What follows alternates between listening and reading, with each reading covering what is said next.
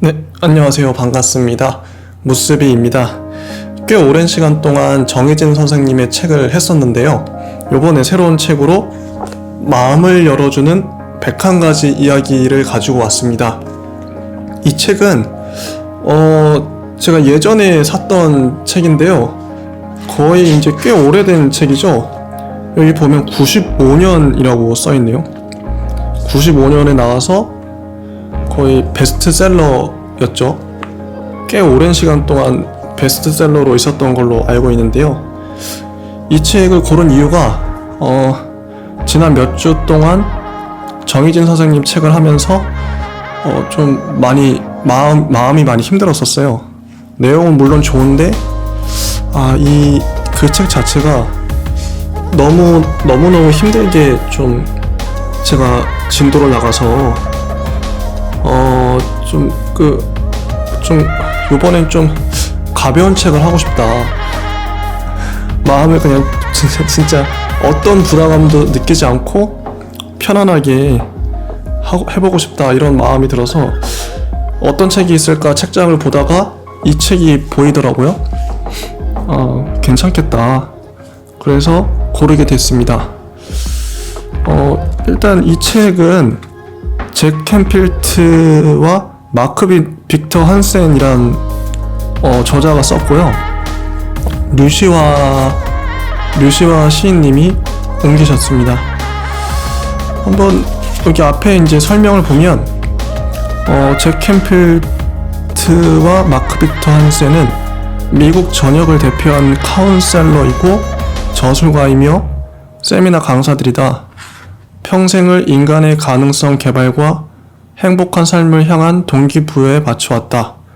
정기적으로 굿모닝 아메리카, 2020, MBC 나이트 뉴스 등의 텔레비전 프로에 출연하고 있으며 매년 100여 곳이 넘는 그룹들을 대상으로 강연을 하고 있다.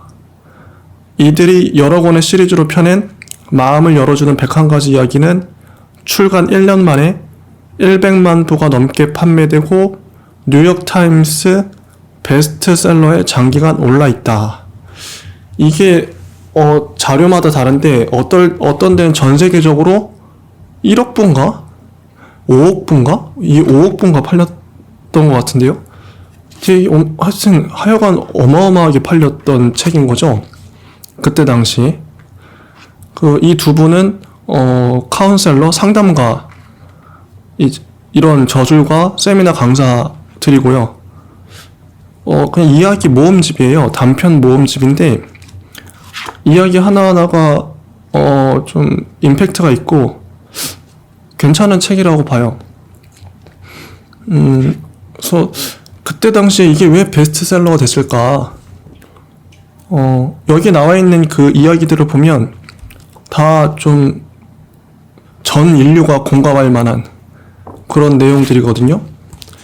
사랑에 대해서, 뭐 아이들에 대해서, 죽음에 대해서 이렇게 써놨는데 하나씩 보면서 얘기를 나눠보도록 할게요. 좀 몇 가지 이야기할 게 있을 것 같아요. 제가 원래는 이제 좀 베스트셀러에 대해서 좀 거부감이랄까? 이런 게 좀 있었는데 왜 그러냐면 이게 장단점을 한번 이 책의 장단점 한번 얘기해 볼게요. 일단은 좀 단점이랄까? 그런 것들은 너무 좀 뭐랄까 그 글을 읽으면서도 계속 드는 느낌이 너무 좀 대부분의 사람들이 생각하고 있는 그런 바를 고스란히 옮겨놓은 느낌이에요. 그러니까 거부감이 느껴지지 않죠. 그런 것들은. 네. 대부분의 사람들이 공감할 수 있는 내용들, 가족애라든지 희생정신, 혹은 죽어가는 사람에 대해서 갖고 있는 애틋한 마음, 생명에 대한 존중, 사랑, 그런 건 참 좋은 가치들이죠. 그런 것들을 잘 표현했어요.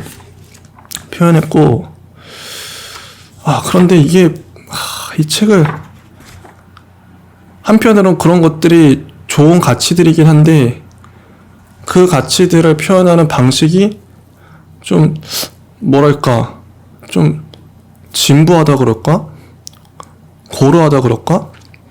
이때 당시엔 뭐 신선했을지 몰라도 이런 에피소드를 나열하는 방식 자체가 좀 물론 이게 실화라서 더 좀 와닿는 건 있어요. 실화라서 와닿는 건 있는데 좀 이데올로기적인 느낌이 많이 들더라고요. 그러니까 예를 들어서 이런 느낌, 이런 감정들을 너희들은 갖고 살아야 돼. 그런 거죠. 이 책을 읽는 분들은 이런 마음을 가져야 돼. 이렇게 뭔가 무언의 압박이 느껴지는 그런 책이었다. 한편으로는 이런 마음들이 너무 소중한데 전 이 책을 보면서 떠오르는 사람이 있더라고요. 아마 누구나 다 이제 그런 분들이 그런 친구가 있을 것 같은데 그냥 곁에 있으면 마음씨 따뜻하고 착하고 한없이 착하고 사람을 배려하고 공감하고 이해하고 그런 친구가 있잖아요. 그 친구만 있으면 마음이 좋고 그런 친구가 생각이 나더라고요. 그런 친구의 살아가는 일상을 기록하면 이런 책이 될 것 같아요. 그런 훈훈한 미담. 미담집인 거죠. 참 아름답다, 좋다. 너무 아름답다. 근데 저는 좀 뭐랄까, 제가 약간 비판적인 성향이 있어서 그런지 몰라도, 그런 것들은, 그러니까, 대부분의 사람들이 공감할 만한, 그러니까 많은 사람들이 인간이라면 공감할 만한 가치들, 사랑, 우정, 뭐 그런 가치들이 좋은데 한편으로는 이제 철학자가 이 책을 봤을 경우에 이 책을 좋아할까? 안 좋아할 것 같아요. 엄청 비판하겠죠. 이데올로기에 사로잡혀 있다. 철학적으로는 최악이다. 철학이라는 거는 뭔가 새로운 것들을 철학은 자꾸 불편하게 하는 거잖아요. 뭔가 새로운 질문을 던지고 철학적으로 봤을 때도 최악이고 소설가가 이 책을 봤을 땐 또 별로 좋아할 것 같진 않아요. 문장들이 번역투로 좀 매끄럽지가 않고 90년대 번역돼서 그런지 몰라도 거의 한 20년 전, 거의 이제 30년 전이라 그런지 몰라도 언어가 좀 낡았다는 느낌? 낡았고 번역투이고 그리고 문장 자체도 매끄럽지가 않아요. 문장의 연결이라든지 너무 잡설이 많고 그러니까 한 문단 정도로 표현할 수 있는 내용을 장황하게 썼다. 뭐 사람마다 이런 건 다르겠지만요. 그래서 이 책을 보고 뭐 문장력을 기르겠다? 이 책을 보고 소설 쓰는 법을 내가 익히겠다? 혹은 에세이 쓰는 법을 이 책을 통해 배우겠다? 그러면 안 될 것 같아요. 이거는 그래서 소설가들이 봤을 때도 안 좋은 책이다. 그래서 그런 면에서 좀 비판이 되더라고요. 저는 소설가도 되고 싶고 철학자도 되고 싶은 마음이 있기 때문에 철학적인 마인드로 봐도 이건 좀 단점이 많은 책이고 너무 이데올로기적이고 너무 무난해, 평범하고 이미 공유된 생각들이고 이걸 모르는 사람은 아무도 없다고 봐요. 이런 가치들은. 근데 뭔가 좀 신선한 면은 없죠. 신선한 게 없죠. 철학적으로도. 그리고 문장적으로도 소설적으로도 별로 그랬어. 그런데 이 책의 유익은 그냥 마냥 좋은 친구랑 대화하는 느낌? 아, 이런 사례가 있었어. 훈훈한 미담이야. 뉴스에 가끔 나오는 그런 미담들 있잖아요. 아, 그래, 훈훈한 미담집 정도? 나도 이렇게 살아야겠다. 누군가에게 좋은 사람이 돼야겠다. 이런 마음가짐을 먹을 수 있긴 해주는 것 같아요. 마음이 좀 힘들고 버거울 때 이런 책 읽으면 좀 힐링이 되는 그런 느낌인 거죠. 딱 베스트셀러인 거죠. 그래서 베스트셀러가 그런 것 같아요. 지극히 대중적인 입맛이고 취향인 거죠. 그래서 좀 이 책의 장단점을 좀 잠깐 얘기해 봤고요. 한번 계속 이 책 자체를 한번 얘기를 해볼게요. 그리고 이 책이 재밌는 게 뭐냐면, 이 사람들이 저자가 잭 캔필드와 마크 빅터 한센이 마케팅을 잘하시는 것 같아요. 이게 베스트셀러가 된 이유를 좀 알 것 같더라고요. 여기 서문과 그리고 마지막에 이제 이분들이 또 썼는데 뭐라고 썼냐면, 일단 이야기들로 이루어져 있는데 이 책을 읽는 법, 11쪽이 이 책을 읽는 법이라고 나오는데, 다른 이들과 이 이야기를 나눠라고 얘기를 해요. 이야기는 그 자체로 도움이 될 수 있도록 사람들에게 들려줘야 한다. 무엇보다도 당신 자신의 이야기를 할 수 있도록 이 책의 이야기들로부터 많은 영감을 받아라. 지금 이 이야기를 들으면 도움이 될 사람이 누굴까? 그러니까 이 저자들은 이 이야기들을 혼자만 가지고 있지 말고 자꾸 나누라는 거예요, 주변에. 실제로도 그런 사람들이 많이 있다. 포춘지가 선정한 500대 기업체 중에 한 회사의 이사는 1년 동안 이 책에 나오는 이야기들을 갖고 모든 직원 회의를 시작했다고 말했다. 정치인, 성직자, 정신과 의사, 상담원, 훈련사, 자원봉사대의 대원들은 자신들의 강연과 설교와 상담을 이 책에 나오는 이야기들로 시작하곤 한다. 이거 완전 마케팅이거든요. 바이럴 마케팅이에요. 입소문인 거죠. 저자들이 의도한 건지 몰라도 이렇게 주변에 막 세미나 같은 거, 기업체 온갖 군데의 모임에 이걸 다 퍼뜨린 거죠. 이 책에 나온. 실제로도 여기 나오는 이야기들은 짤막짤막해서 인용하기도 되게 좋아요. 그리고 예전에는 블로그나 그런 데도 많이 여기 나온 글들을 사람들이 올렸을 것 같더라고요. 그러니까 얼마나 이슈 만들기 좋아요. 퍼뜨리기도 좋고. 그러니까 이게 베스트셀러가 될 수밖에 없었구나. 그래서 만약에 좀 마케팅 관심이 있으시거나 그러시면 이 책의 형식, 이 책이 어떻게 베스트셀러가 됐는지 그런 걸 연구해 보시는 것도 도움이 될 것 같습니다. 책을 이런 식으로 쓰면 베스트셀러가 된다. 그런 걸 알 수 있었어요. 마지막에도, 이 책의 마지막 부분에도 보면 아예 저자들의 주소가 나와요. 책을 만들고 나서 요 부분 보면 이 책을 읽으신 독자께서 학교와 병원, 양로원, 교도소 등에 이 책을 소개하고 직접 보내주시기를 희망한다. 또한 당신이 앞으로 나올 새로운 책에 넣고 싶은 이야기가 있으면 언제라도 보내주시길 바란다. 그러니까 이분들은 남의 이야기를 받아서 책을 만들고 또 남의 이야기를 계속 수집해가지고 그 이후의 책들도 계속 펴낼 수 있는, 무한 반복해서 생산해낼 수 있는 체제를 만든 거죠. 그리고 실제로 이 책도 그냥 니들이 마음대로 인용해라. 마음대로 갖다 퍼날라라. 저작권 이런 거 상관없이 그렇게 공유하라고 얘기를 해요. 탁월하죠. 마케팅적으로 탁월하죠. 어떻게 하면 자기네들 책이, 또 자기네들 이야기가 팔릴지 알고 있는 사람들이라는 생각이 들었어요. 이러니까 나도 근데 누구나 이제 살면서 자기가 겪었던 일이든 아니면 자기 친구나 아니면 들었던 얘기 중에 감동적인 이야기 하나쯤은 있을 거 아니에요. 그래서 독자들 중에 그런 감동적인 이야기를 편지나 팩스 이런 것들로 당시에 엄청나게 보냈겠죠? 그러면 이 두 저자는 또 그걸 모아서 책을 펴내고. 얼마나 좋아요? 참 장사 잘하신다, 그런 생각이 들었고요.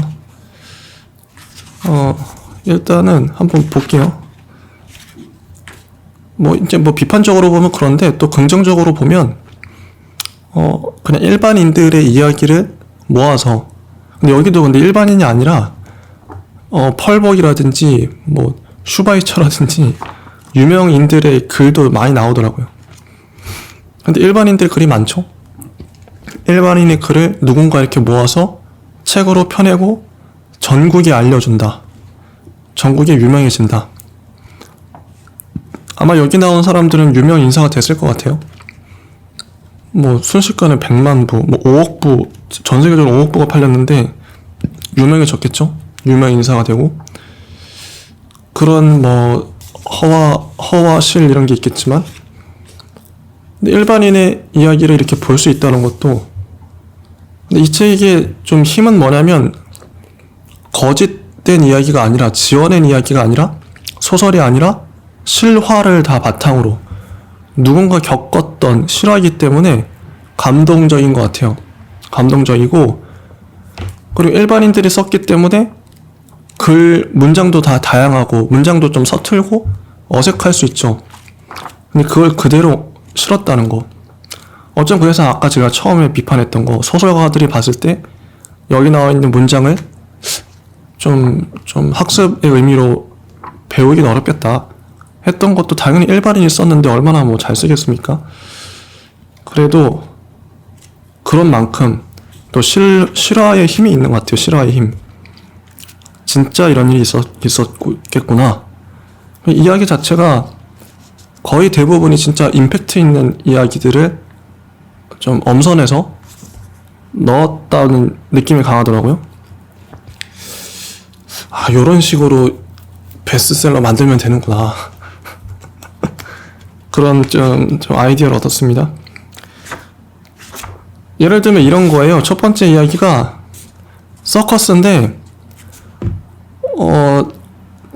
자기가 어렸을 때 아빠랑 서커스를 보러 갔는데 자기 앞열에 아이들 한 8명이나 아이들을 데려온 가족이 있었던 거죠, 부부가. 근데 애들은 막 흥분해 있고 야 서커스 보겠다 했는데 그 8명 집안에 그 총 10명이죠. 10명의 집안이 매표소 앞에서 들어가려고 했는데 돈이 모자란 거예요. 그 순간 뒤에 서 있던 자기 아버지가 $20짜리 지폐를 땅바닥에 떨어뜨리면서 아이고 여기 아저씨 여기 $20짜리 지폐를 떨어뜨리셨네요. 가져가셔야죠. 그러니까 그 앞에 있는 아저씨는 눈물을 글썽이면서 고맙소 선생. 이것은 나와 내 가족에게 정말로 큰 선물이 될 것이오. 그러고 나서 그 10명 집안 식구들은 서커스를 보러 들어가고 애들은 물론 엄청 좋아했겠죠. 평생에 잊을 수 없는 기억이겠죠. 그런데 아빠와 당시에 나는 매표를 할 돈이 없어서 집에 돌아오고 말았다. 요런 스토리. 감동적이죠? 아, 이 아빠 진짜 멋있더라고요. 정말 멋있다. 그럼 서커스를 보고 안 보고 중요한 게 아니라 이 아이는 그 아버지의 모습을 보면서 이 평생의 기억에 남을 거 아니에요. 서커스보다 더 강렬한 기억이죠. 강한 인상이죠. 이런 이야기. 그리고 신발 한 짝이라는 이야기는 간디가 전철에 올라탔는데 실수로 플랫폼에 신발 한 짝을 떨어뜨렸대요. 근데 나머지 신발 한 짝을 벗어서 잽싸게 신발을 그 옆에다 던져놨다는 거죠. 다른 사람들이 왜 그랬냐 물어보니까 간디는 만약에 그 가난한 사람이 이 신발 한 짝만 봤을 경우에 좀 실망할 수도 있으니까 자기는 어차피 잃어버린 신발인데 이미 망했는데 신발 한 짝을 다시 다 벗어가지고 두 짝을 누구한테 온전히 주겠다 이런 마인드. 이런 거죠. 여기 문장이 이렇게 나와요. 어떤 가난한 사람이 바닥에 떨어진 신발 한 짝을 주었다고 상상해 보십시오. 그에게는 그것이 아무런 쓸모가 없을 것입니다. 하지만 이제는 나머지 한 짝마저 갖게 되지 않았습니까? 이런 스토리예요. 전반적으로 지금 이제 말씀드린 두 이야기 같은 뉘앙스, 감동적이죠. 뭔가 반전도 있고 극적인 그런 요소도 있고 이런 이야기들을 모아놨어요. 영리하고 뭔가 좀 뭉클해지죠, 가슴이. 뭔가 짠해지고. 그리고 한스가 구조한 사람. 폭풍우가 몰아치는데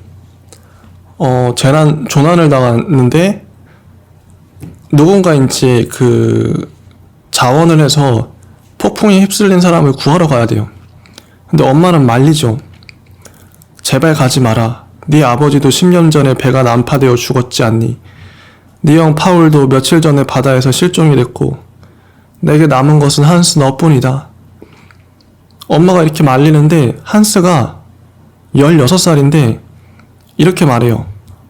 어머니, 전 가야만 해요. 모두가 난 갈 수 없어. 다른 사람이 이 일을 해야만 해. 하고 말한다면 어떻게 되겠어요? 어머니, 이번에는 제가 나서야 해요. 남을 위해 자신을 희생하라는 부름이 왔을 때는 누구든지 그렇게 해야만 해요. 이러고 갔어요. 갔는데 어떻게 됐을까요, 한스가? 저는 이제 한스가 결국 죽었구나 이렇게 생각했는데 마지막에 한스가 마지막 문장입니다. 한스가 지친 몸을 가누면서 흥분한 소리로 어머니한테 저기 배에서 외친 거죠. 네, 구조했어요. 저의 엄마에게 말씀해 주세요. 실종자가 바로 우리 형 파울이었다고요. 이런 겁니다. 이런 이야기. 결국 동생은 누군가를 구조하러 갔는데 그게 형이었던 거죠. 동생이 안 갔으면 어쩔 뻔했어. 그죠? 이런 자기의 목숨을 던지는 뭔가 뭉클하잖아요? 그리고 진짜 올바르죠? 여기 나오는 사람들은 다 진짜 올바른 사람들이에요. 의인이라고 하죠, 의인인 거죠. 되게 양심적이고, 되게 성숙한 사람들. 그런 사례를 모아놓은 거죠. 너무 바르다, 너무 사람들이. 이렇게 닮을 수 있으면 좋겠죠. 나도 이런 상황이면 이렇게 할 수 있었을까? 그게 싶기도 한데. 그리고 24쪽에 구할 만한 가치가 있는 삶. 이제 바다에 빠진 소년을 한 사람이 구해줬어요. 아저씨가 이 꼬마한테 말해요. 괜찮다, 꼬마야. 다만 너의 생명이 구조할 만한 가치가 있는 것이었다는 것을 앞으로 너의 인생에서 증명해 보이거라. 뭔가 뭉클해지죠. 또 뭉클해.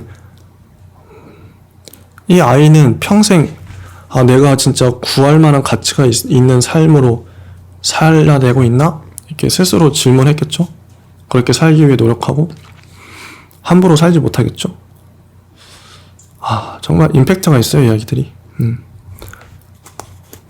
그리고 200번째 포옹은 아버지가 되게 가부장적인 사람인데 췌장암에 걸렸대요.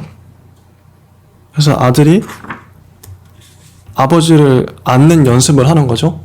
아버지는 처음에 어색해하다가 아버지가 그래도 계속 껴안아 드리니까 한 200번째 포옹에서 아버지가 또 진심으로 나를 껴안았다는, 아버지가 200번째 안는 날에 이렇게 스스로 말씀하신 거죠. 얘야, 널 사랑한다. 이게 아버지에게서 들은 최초의 애정 표현이었다. 감동적이죠. 뭉클해집니다. 이런 이야기들 너무 좋죠. 나도 이렇게 살 수 있을까? 이런 사례들을 많이 보고 많이 기억하고 또 많이 시뮬레이션 하면 이렇게 살 수도 있겠다. 이런 생각.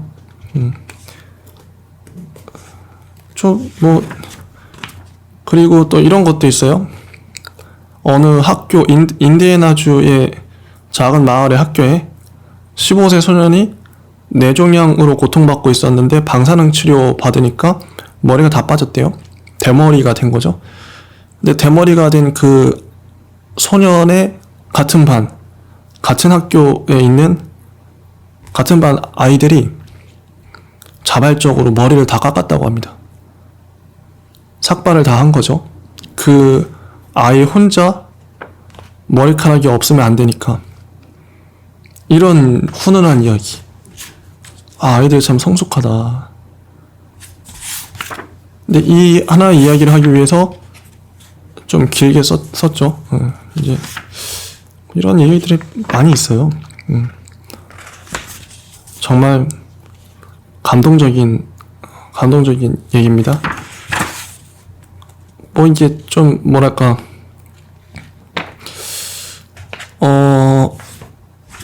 이제 뭐 자랑스러운 이야기도 있지만 부끄러웠던 얘기도 실려 있고요. 내가 어떤 친구한테 좀 잘못했던 것들, 그런 것도 좀 실려 있고, 그러니까 또 감동적인 얘기이기도 하죠. 이런 것도 있어요. 저 세상에 갔을 때 신은 나에게 넌 왜 모세처럼 살지 않았냐고 묻지 않으실 것이다. 신은 나에게 넌 왜 주시아처럼 살지 않았느냐고 물으실 것이다. 랍비 주시아가 했단 말이라고 하네요. 나답게 살아라. 이런 메시지는 이제 흔하죠. 너는 너의 삶을 살아라.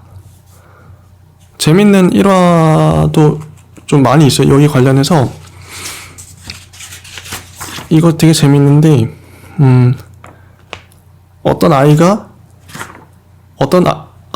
A란 아이가 B란 아이를 따라 있는데 B란 아이는 또 C란 아이를 따라하고 C는 D를 따라하고 D는 E를 따라 있어요. 서로 다 따라한 거죠. 근데 E는 결과적으로 F를 따라 있는데 F는 A를 따라하고 있었다.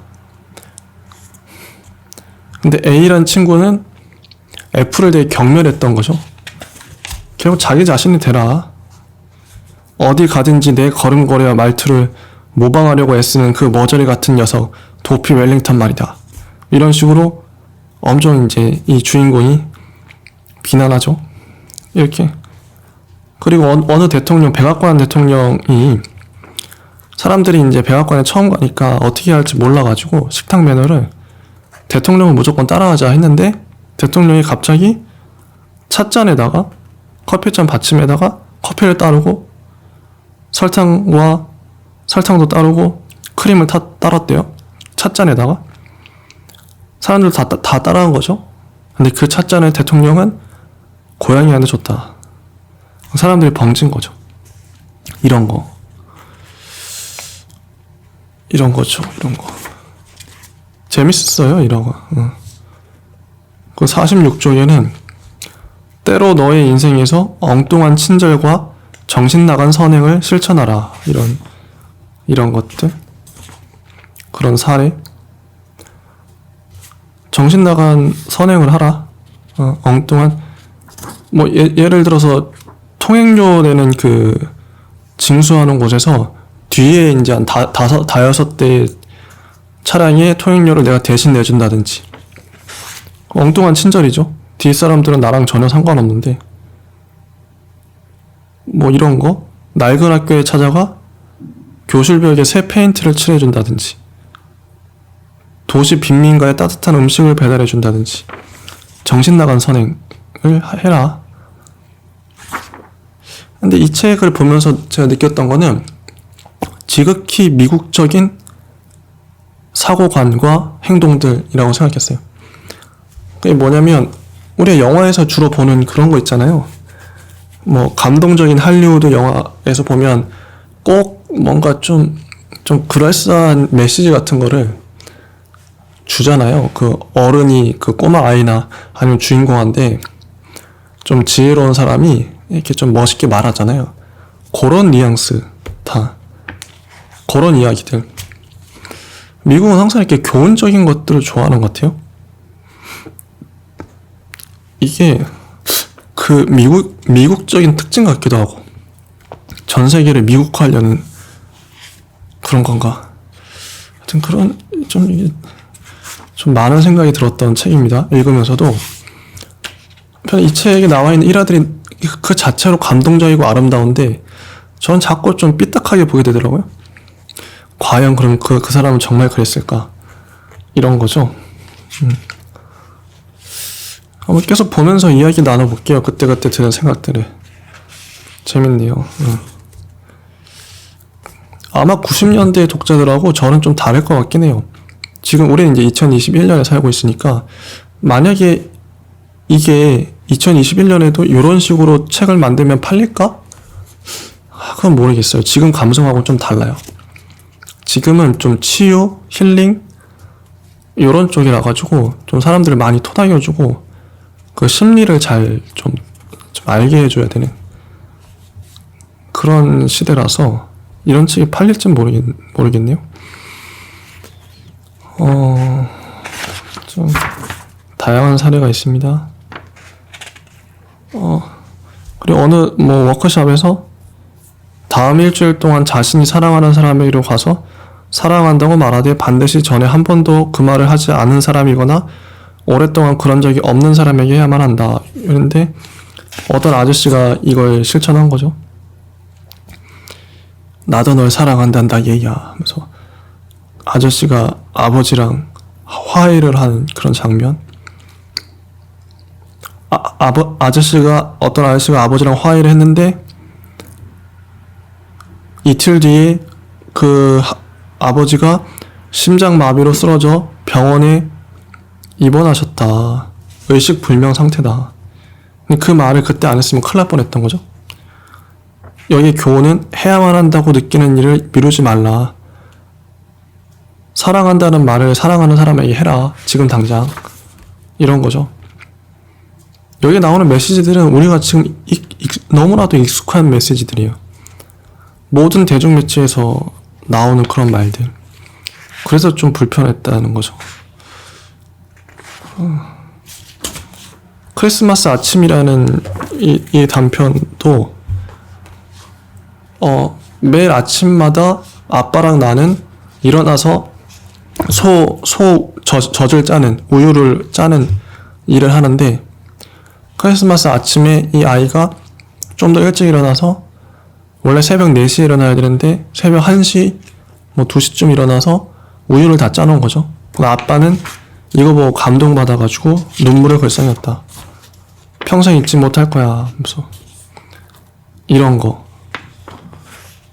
이야기. 앤디 이야기가 나오는데 앤디는 그런 거예요. 앤디랑 친구로 있었는데 앤디는 좀 모자란 아이였던 거죠. 학창 시절에. 근데 그때 당시 이제 앤디랑 잘 놀다가 아이들하고 같이 앤디를 왕따 시켰던 나는 너랑 우린 널 원치 않아. 앤디는 눈물을 글썽이면서 가버렸다. 그 이후로 자기는 엄청 양심의 가책을 느낀 거죠. 그런 이야기, 이런 이야기도 나오고요. 참. 그 다음에 라삐의 선물이라는 건 이제 망해가는 수도원인데 라삐가 그 수도원에 있는 수도원장에게 한마디 한 거죠. 죄송합니다. 전 아무런 조언도 드릴 게 없군요. 단 한 가지 제가 말씀드릴 수 있는 건 당신들 가운데 한 사람이 메시아라는 사실입니다. 이 이후로 5명 남은 그 수도사들은 각자가 메시아가 아닌지 혹은 내가 메시아가 아닌지를 생각하면서 서로에게 잘했다, 존경했다, 깊은 존경심을 갖고 되었다. 이렇게 하니까 점차 젊은 사람들이 수도원에 모여들고 수도원이 번창했더라. 이런 이야기. 그리고 이 빠진 접시는 엄마가 이제 하는 얘기인데 엄마가 어떤 아줌마한테 하는 말이죠. 난 지금까지 우리 가족을 위해 언제나 가장 좋은 식사를 준비해 왔어요. 손님이나 외부인을 위해 특별한 식탁을 차려야만 한다면 자신의 가족들을 위해서도 그렇게 하지 못할 까닭이 없지 않겠어요? 가족은 누구보다도 특별한 사람들이니까요. 보통은 가장 좋은 접시를 손님이 왔을 때만 꺼내 놓는데 이 어머니는 항상 자기 가족이 식사할 때도 가장 좋은 접시를 꺼내 놨더라. 이런 이야기. 근데 이 빠진 접시가 있었대요. 이가 왜 빠졌냐면 자기가 이제 그 어렸을 때, 엄마가 어렸을 때 아빠를 처음 만난 날 너무 좀 설레고 흥분해서 두근거리는 가슴에 이제 접시를 잡았는데 접시를 손에서 놓쳐가지고 접시 이가 빠졌던 거죠. 근데 그 접시를 아직까지도 가지고 있었던 거예요. 근데 그 접시는 그래서 엄마한테는 잊지 못할 추억인 거죠. 아빠랑 처음 만난 날을 기념하는. 그거만 보면 설레고. 그래서 이걸 유산으로 자기는 물려받고 싶다. 이런 이야기. 훈훈합니다. 훈훈하고 할머니의 선물이란 단편도 있는데 어느 날 이제 할아버지가 돌아가시고 나서 할머니가 이런 얘기를 해요. 신이 왜 내 할아버지를 먼저 데려가고 나를 혼자서 살아가도록 했는지 마침내 나는 이유를 알았다. 너의 할아버지는 인생의 비결이 사랑이라는 걸 아셨으며 또 날마다 그걸 실천하셨다. 나도 무조건적인 사랑이 어떤 거라는 걸 알고는 있지만 제대로 실천하진 않았지. 그래서 그이가 먼저 가고 나 혼자 뒤에 남게 된 거다. 이런 얘기를 하시죠. 그래서 이 할머니는 사랑을 실천하고 살아요. 그때부터. 사랑은 여기 지상에 살아있을 때 실천해야만 해. 일단 이곳을 떠나면 그때는 모든 것이 늦지. 그래서 나는 지금 이곳에서 사랑하는 법을 배울 수 있도록 생일 선물을 받은 거야. 그러면서 매번 할머니는 사랑의 교훈을 실천했던 거죠. 이런 이야기입니다. 감동적이죠. 감동적이고 다 이런 이야기들이에요. 감동적이고 참 훈훈하고요. 올바릅니다. 상당히 올바른 이야기입니다. 올바른 이야기고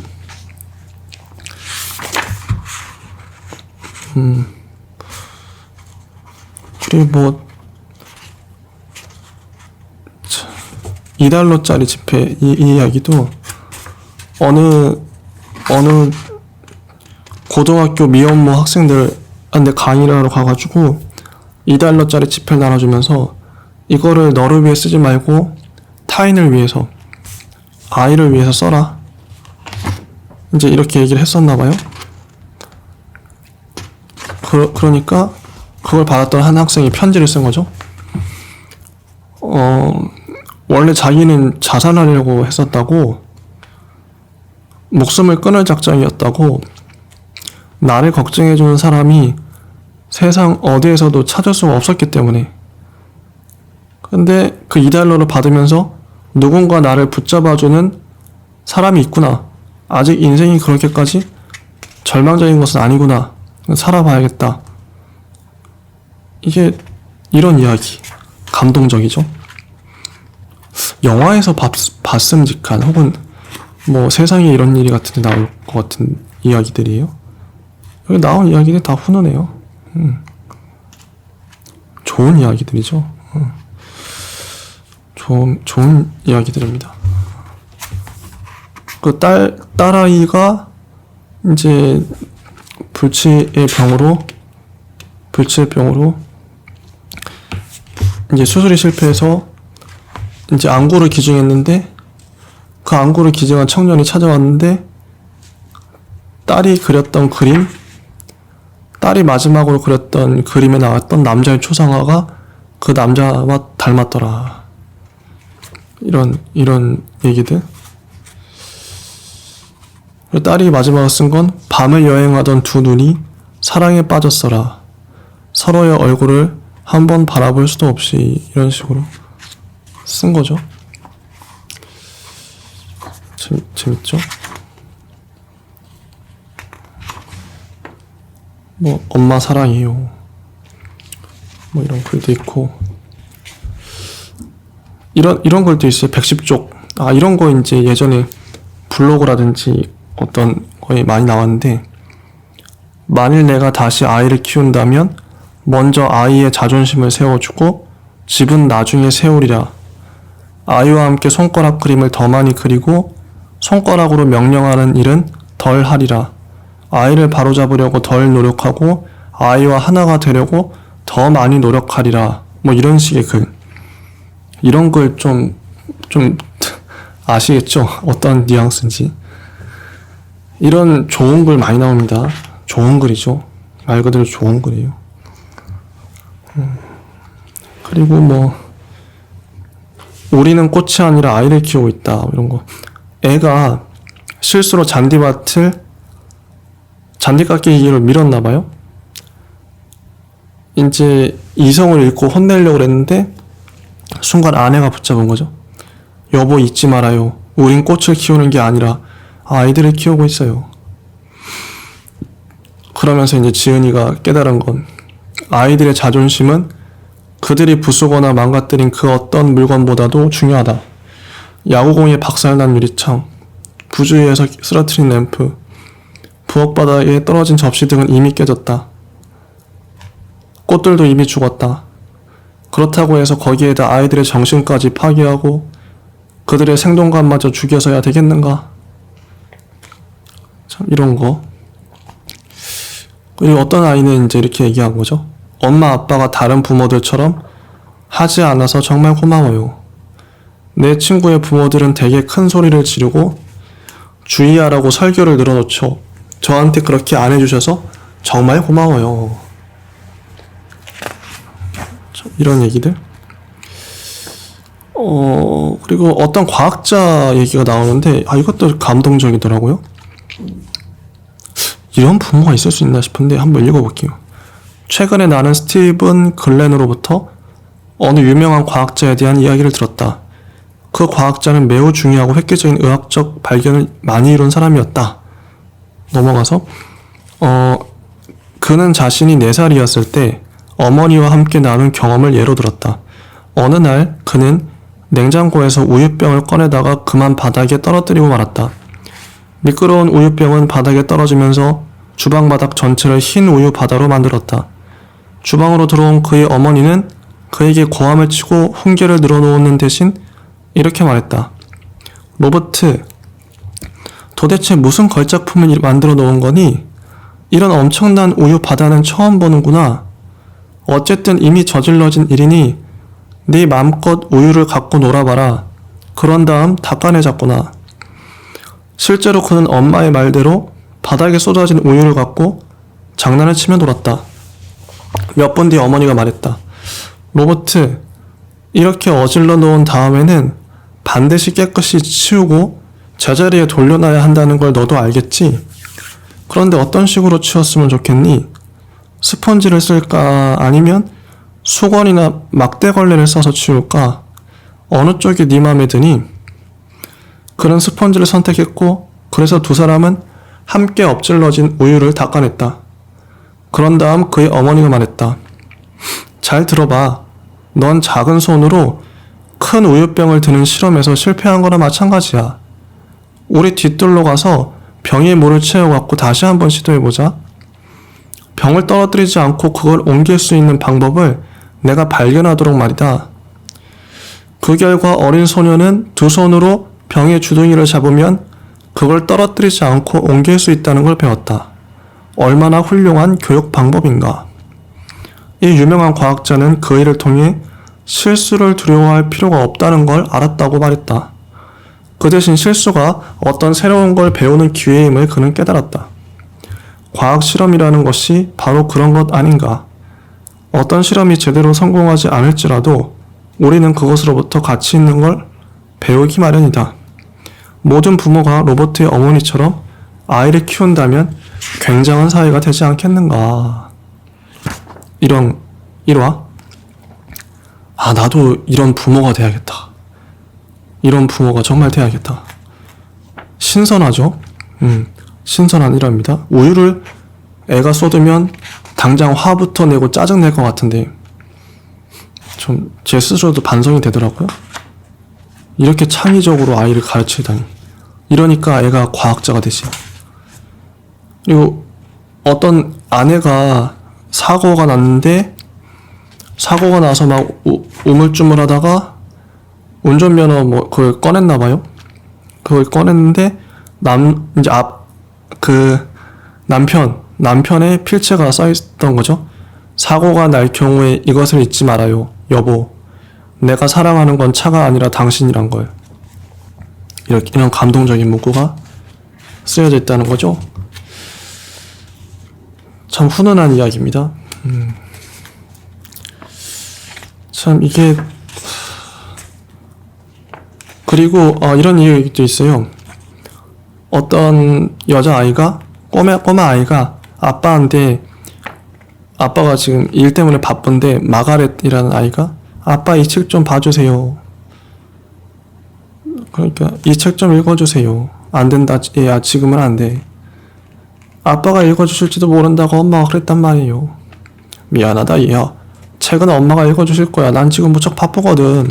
아니에요, 엄마가 훨씬 더 바쁘세요. 한 가지만 읽어주세요. 보세요, 그림이 있어요. 정말 예쁜 그림이죠, 아빠. 오, 그래, 예쁜 그림이구나.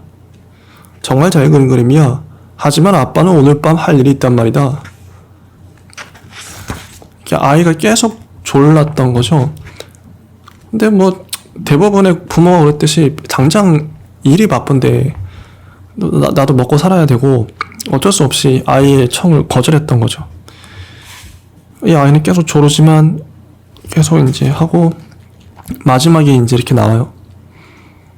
잔뜩 술에 취해 중고차를 몰고 거리를 질주한, 지금은 살인죄로 감옥에 갇힌 그 미친 운전사에 대한 증오의 감정도 잠시 동안 잊을 수 있었다. 마가렛이라는 아이가 그 음주운전하는 차량에 치여 죽었던 거죠. 그러면 마가렛이 죽고 난 다음에 동화책을 못 읽어줬던 게, 이날 밤에 동화책을 못 읽어줬던 게 평생 한이 돼가지고 기억이 난다는 거예요. 이런 얘기. 이런 얘기입니다. 이 이야기 바로 뒤에 또 124쪽에 이런 얘기가 나와요. 저번 날 저는 아빠를 바라보며 미소를 지었어요.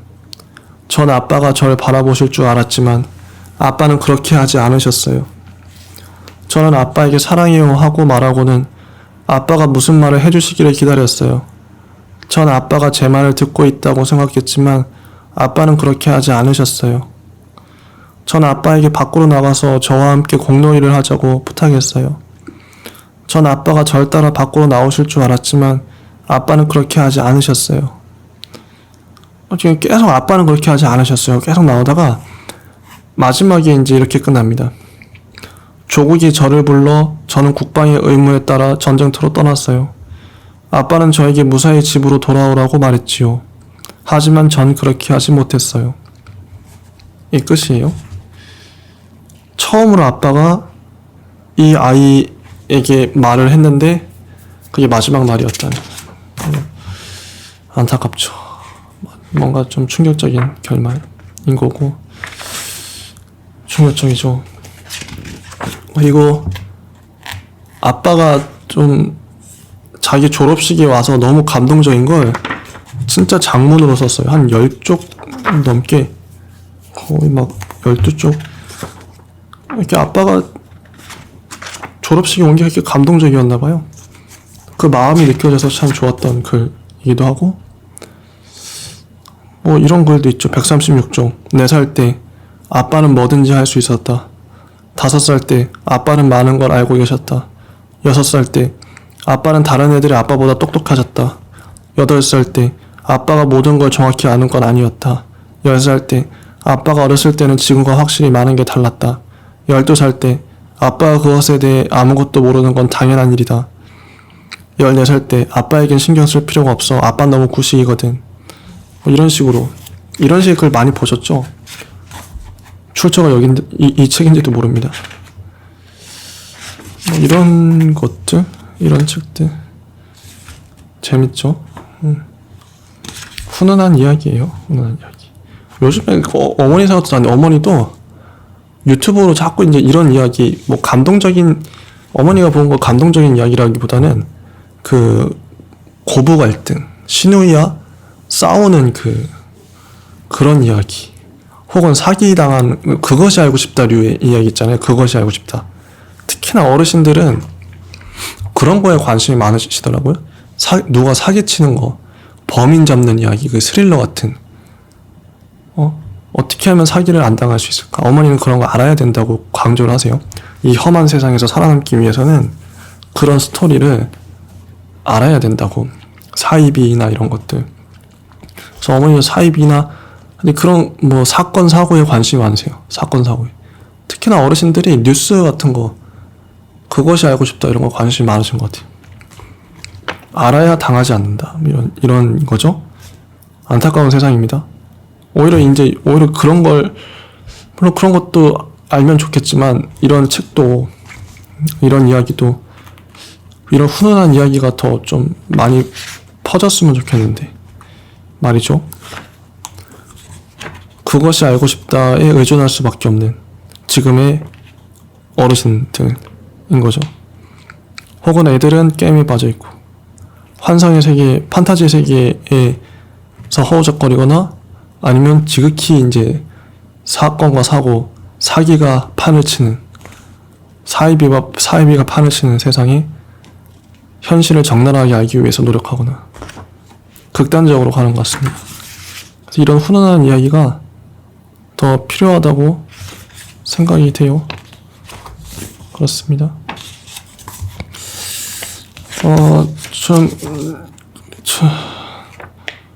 그리고 어떤 아빠는 아이가 이제 성년이 되기까지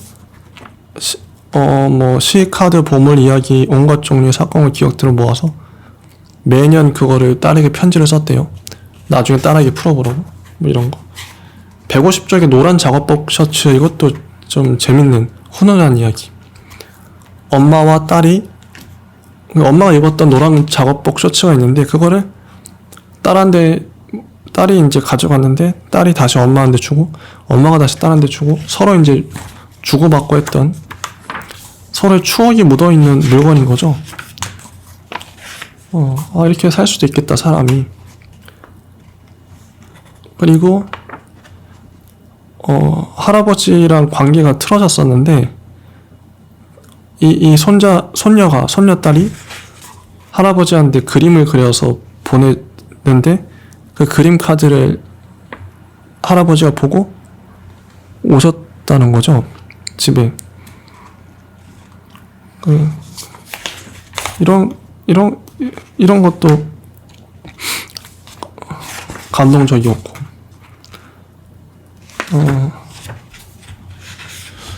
그리고 엄마가 이제 치매에 걸려가지고 엄마가 나를 못 알아보고 그런 것도 있고, 소녀를 구출한 사람, 이것도 좀, 집에 불이 났는데 누군가 이제 소녀를 구해주고 사라졌어요.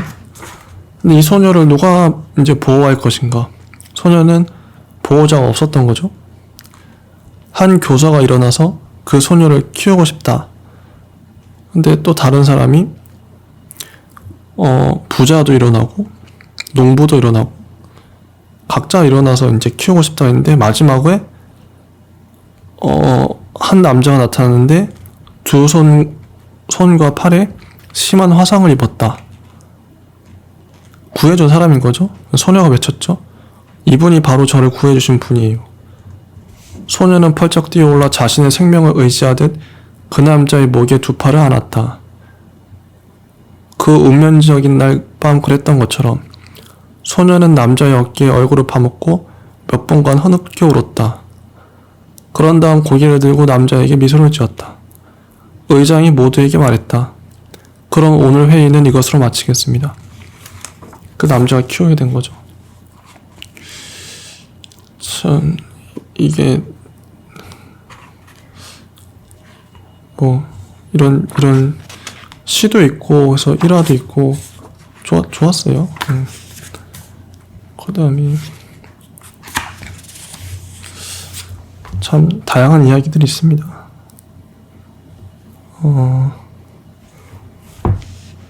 자,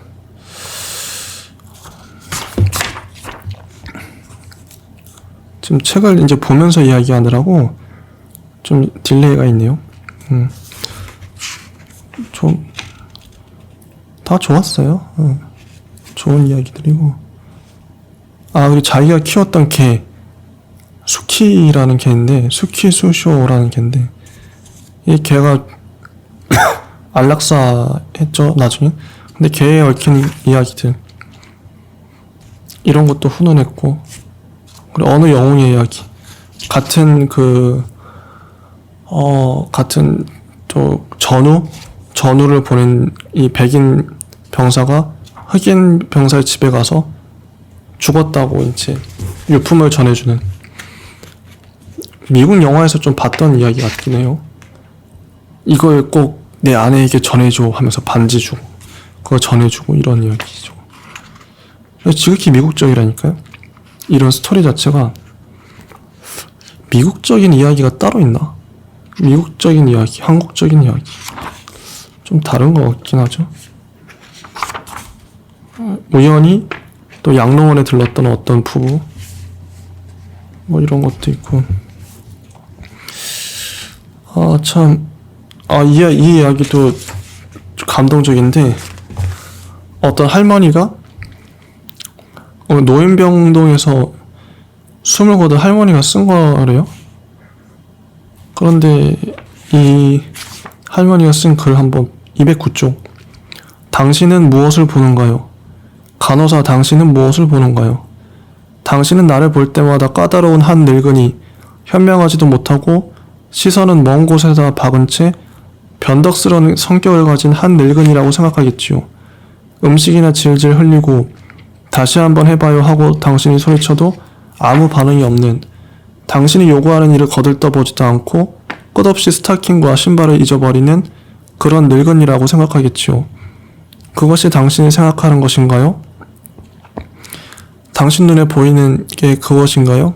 그렇다면 간호사, 눈을 뜨고 날 바라봐요. 내가 이곳에 꼼짝 않고 앉아있을 때 내 안에 누가 있는 거를 당신에게 말해줄 테니, 당신의 명령에 따라 움직이고 당신의 의지에 따라 음식물을 받아 먹을 때 내 안에는 아직 10살 먹은 어린아이가 숨쉬고 있다오. 어머니와 아버지가 있고 서로를 사랑하는 형제 자매가 있는 내 안에는 또 머지않아 사랑하는 사람을 만날 것을 꿈꾸는 두 발의 날개를 매단 17살의 소녀가 있다오. 그리고 심장이 약동하는 21살의 신부도 그곳에 있지요. 자신이 지키기로 약속한 명세들을 기억하는 26살에 나는 내 자신의 자식들을 가졌고 그 아이들에게 안정되고 행복한 가정을 만들어주고자 노력했다고. 30살 때 내 아이들은 빨리 자라고 오랫동안 지속될 그런 끈으로 함께 연결되어 있었지요. 뭐 이런 식으로 자기 인생에 대해서. 병원에서는 진짜, 병원뿐만 아니라 뭐 모든 서비스업 혹은 관공서에서는 사람을 함부로 대할 경우가 많죠. 그 사람을 잘 모르기 때문에 공감이 됐던 이야기였고요. 참 공감이 됐던 이야기고. 그리고 이제 어떤 아버지가 돌아가셨나? 어머니가 돌아가셨나? 아버지가 돌아가실 때 이제 했던 말인데, 이 아들이 어떤 사람도 홀로 죽어서는 안 된다. 누군가 한 차원에서 또 다른 차원의 세계로 들어갈 때는 사랑하는 사람이 그의 손을 잡고 그를 위로해야만 한다. 육체적인 삶이 영적인 삶으로 옮겨가는 그 성스러운 전환기에는 곁에 함께 있어 주라는 것이다. 당신이 사랑하는 이와 함께 죽음의 과정을 체험하는 것은 당신을 더 크고 더 넓은 차원의 세계로 데려갈 것이다. 저는 이제 아버지가 얼마 전에 암으로 돌아가셨는데, 제가 아버지 곁에 이렇게 잘 있어드리지 못해서 이게 항상 좀 지금까지도 기억에 남아요. 그래서 내가 좀 더 아버지한테 잘 해드릴 걸. 아버지 입장에서 생각하니까 얼마나 서운하셨을까. 좀 서운하셨을까. 아버지가 생각이 자꾸 나는 거죠. 잘 못해드려서. 그리고 217쪽인 당신의 자식에게 당신이 하고 싶은 말을 미루지 말고 지금 당장 하십시오. 그것이 마지막 대화가 될지도 모릅니다. 내가 짐을 마지막으로 본 그날 그 애는 죽었습니다. 이런 거. 오토바이 사고로 죽었다는 거죠. 그날이 마지막일 줄 어떻게 알겠어요. 모든 사람이 그렇겠죠. 갑자기 사고사 하면. 사람 이름 모르는 것 같아요. 죽음 앞에서는 정말 모르는 거죠.